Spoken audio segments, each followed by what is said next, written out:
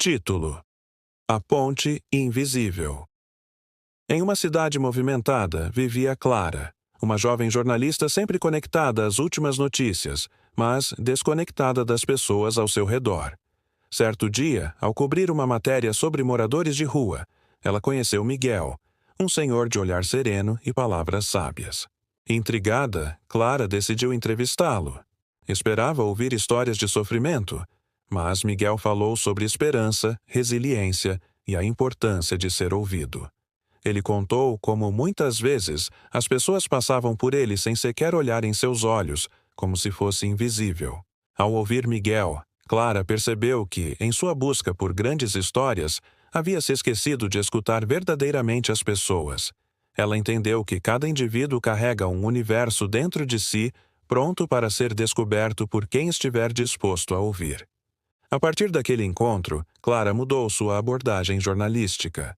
Passou a contar histórias que revelavam a humanidade por trás de cada rosto na multidão, construindo pontes invisíveis de empatia entre seus leitores e os personagens de suas matérias. Mensagem final. Às vezes, tudo o que alguém precisa é ser ouvido. A empatia começa quando decidimos escutar com o coração. Se desejar, posso adaptar essa história para um formato de roteiro de vídeo ou criar variações com diferentes personagens e contextos. Estou à disposição para ajudar. A Ponte Invisível, Parte 2. Ecos de Silêncio. Os dias se tornaram diferentes para Clara. Não apenas ela escrevia com mais sentimento, mas começou a andar pelas ruas com outro olhar. Um olhar que buscava histórias não nos grandes feitos, mas nos silêncios ignorados. Miguel passou a ser presença constante em suas manhãs. Sentavam-se no banco da praça central onde Clara levava café e cadernos. Ela ouvia, ele falava, e às vezes ele apenas ficava em silêncio, e mesmo assim ela escrevia. Porque aprendeu que até o silêncio carrega verdades. Certo dia, Clara publicou uma matéria intitulada Miguel, o Invisível, onde narrava a vida dele não como um morador de rua, mas como um ex-professor de história que perdera tudo após a morte da esposa e um erro judicial que o colocou à margem da sociedade. A reportagem viralizou. Por dias, mensagens chegavam ao jornal. Pessoas queriam ajudar, conhecer Miguel, ouvir mais sobre ele. Mas Clara sabia que nem todos estavam prontos para escutar de verdade. Eles querem a história, mas não querem a dor, Miguel comentou ao observar a multidão querendo selfies e fotos para redes sociais. Clara então tomou uma decisão ousada. Criou um pequeno projeto chamado Vozes de Calçada, NON, onde moradores de rua, imigrantes, idosos esquecidos e jovens marginalizados teriam espaço para contar suas histórias, com o anonimato se quisessem. Sem filtros. Sem caridade forçada. Apenas escuta.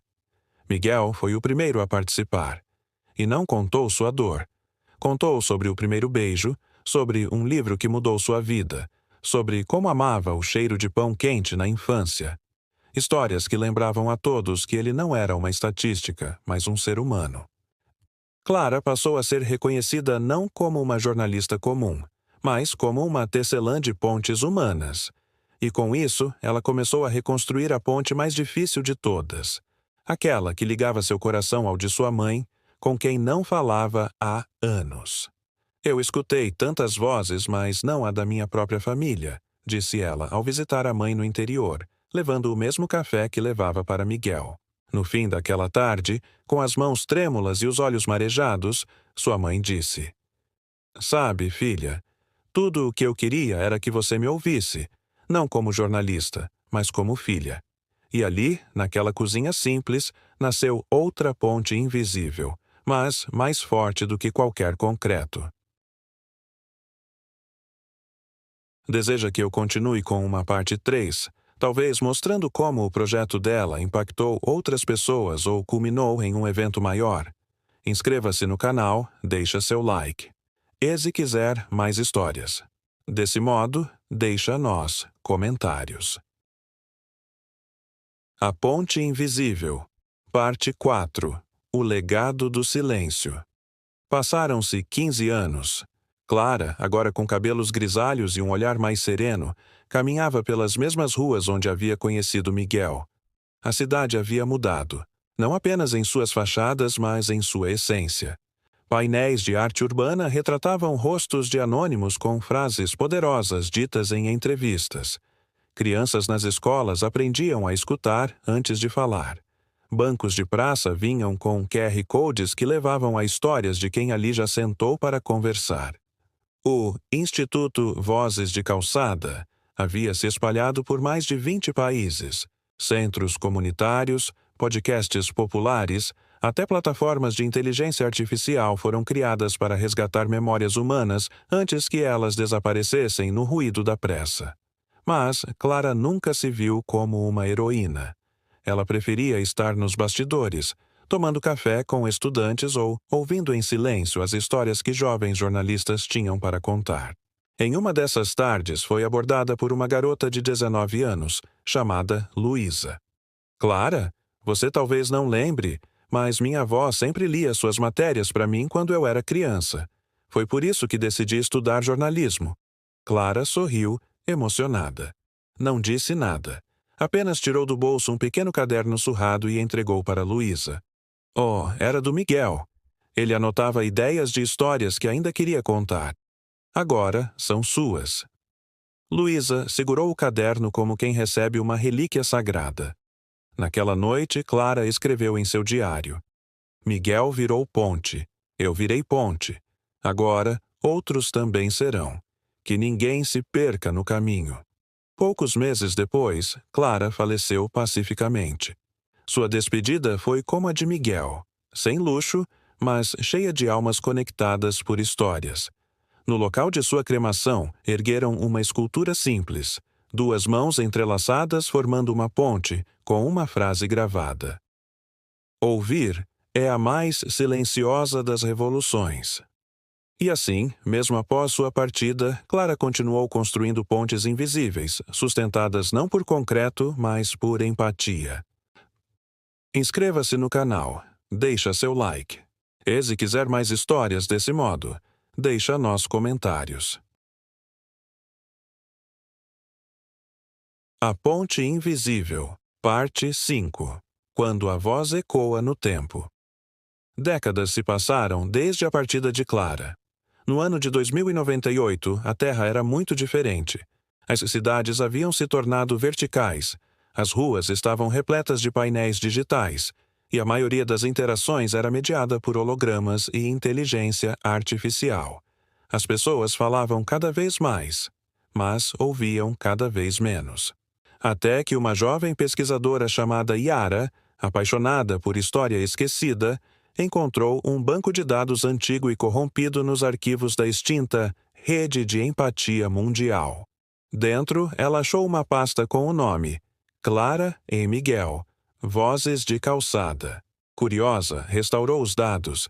Era como abrir uma cápsula do tempo. Ali estavam os áudios, vídeos e cadernos digitalizados de histórias contadas por gente comum. Uma criança que sonhava em ser astronauta, uma senhora que havia perdido tudo numa enchente, e Yara ficou fascinada. Percebeu que aquilo era mais do que registros, era alma humana viva, capturada em palavras. Inspirada, ela lançou o Projeto Vozes do Futuro, adaptando os princípios de Clara ao novo mundo. Criou praças sonoras, espaços silenciosos onde as pessoas podiam apenas ouvir. A tecnologia transmitia histórias antigas através de vibrações e luz, ativadas pela presença de alguém disposto a parar. No primeiro ano, poucos participaram. Mas, no segundo, começaram a surgir vídeos com reações emocionadas. Pessoas chorando ao ouvir histórias de desconhecidos. Jovens repensando suas vidas. Comunidades inteiras restaurando laços. Certa noite, Yara foi surpreendida por uma mensagem misteriosa em seu sistema. Obrigado por continuar a ponte. Sem remetente, sem explicação. Apenas isso. Assustada, ela investigou. Descobriu que era uma das últimas frases escritas por Clara em um caderno que nunca havia sido digitalizado, mas que, de alguma forma, havia chegado à rede? A verdade? Ninguém sabia. Mas a ponte, essa sim, ainda estava de pé. E em um mundo onde vozes eram dados e memórias eram nuvens, aquela ponte invisível continuava a ser o único caminho direto entre dois corações. Excelente! Agora vamos mergulhar em um spin-off futurista, com Yara como protagonista principal, expandindo o universo da história e levando o legado das vozes humanas para além da Terra. A Ponte Invisível, Parte 6, Ecos nas Estrelas. Ano 2152. A humanidade já havia colonizado Marte, construído cidades flutuantes em Vênus e sondava as luas de Júpiter. A tecnologia permitia viagens interplanetárias, mas a solidão humana só crescia. A conectividade era total, mas o silêncio das almas era profundo. Yara, agora com mais de 60 anos, era reconhecida como a guardiã das vozes. Seu Projeto Vozes do Futuro havia sido implementado em todas as grandes colônias, mas o que ninguém esperava era o que viria a seguir. Durante uma missão arqueológica na base subglacial de Encélado, uma das luas de Saturno, robôs mineradores encontraram uma estrutura cristalina desconhecida. Em seu interior, ondas de frequência incompreensíveis vibravam, como se estivessem tentando comunicar algo. Os cientistas não conseguiram decodificar. Mas quando Yara chegou e conectou a biblioteca do Vozes de Calçada ao sistema de tradução, algo extraordinário aconteceu. A estrutura começou a responder.